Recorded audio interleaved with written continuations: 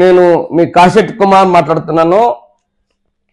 పేపర్లో రాసి 2 ఏళ్లలో దివాలా, 2 ఆటోల ఓనర్ను ఈరోజు కూలి చేసుకుంటున్నా, జూబిల్స్ లో కార్తె జైత్రయాత్ర, అప్లబాతో ఆత్మహత్యలు, బీఆర్ఎస్ కి జనం జై కొడుతుంది వీళ్ళు అంటున్నారు.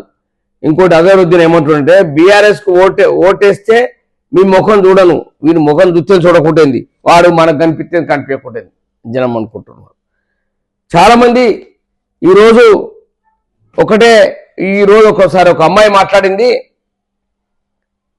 పాత బస్తీలో కరెంటు మీటర్లు పెట్టని పార్టీలు గుళ్ళల్లా విగ్రహాలు ఎత్తుకపోతాడు చూసే పార్టీలకు మీరు ఓటేయద్దంటుంది, మీకు దమ్ముందా అని అంటుంది. ఈరోజు అది వాట్సాప్లో చూశాను, ఆయన భలే బాగా మాట్లాడింది.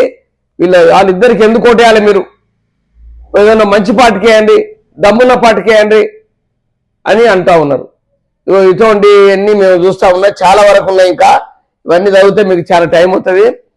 ఇప్పుడు వీళ్ళందరూ చాలా మంది మంత్రులు డబుల్ యాక్షన్, జూబిలీలు ఓట్ల కోసం కాంగ్రెస్ డ్రామాలు, ఆగని ఫీజు 4 రియంబర్స్మెంట్ పై కమిటీ, పాత బకాయిలు చెల్లిస్తేనే మద్యం దుకాణాలు, చేవేళ్లలో చనిపోలేదు, నేను ఎందుకు మాట్లాడలేదు, వీళ్ళు ఒక్కొక్కరు చేస్తా ఉన్నారు.